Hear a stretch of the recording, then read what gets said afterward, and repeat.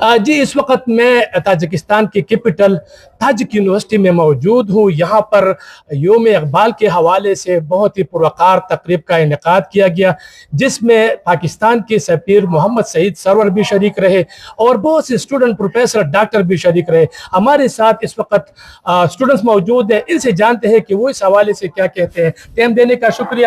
آپ کیا کہیں گے؟ میرا نام فروغات۔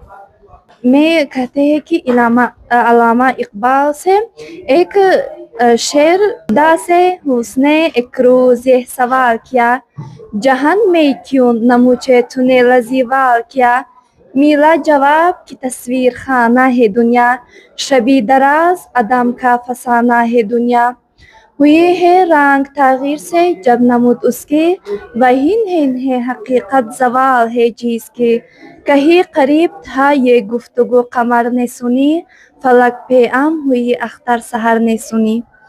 بہت شکریہ۔ آپ بھی بتائیں۔ آپ میرا نام مقبولہ ہے، میں بھی دوسرے کورس میں پڑھتی ہوں اردو زبان میں، اور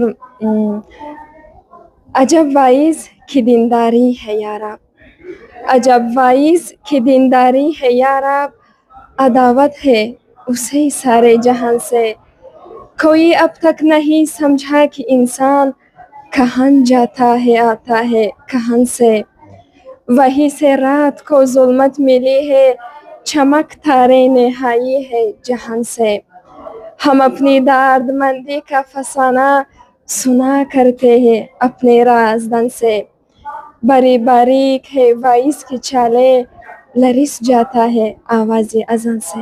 شکریہ۔ بہت شکریہ۔ میں تھوڑا سا واضح کر دوں کہ آج یوم اقبال کے حوالے سے تاجک یونیورسٹی میں بہت ہی پروقار تقریب کا انعقاد کیا گیا۔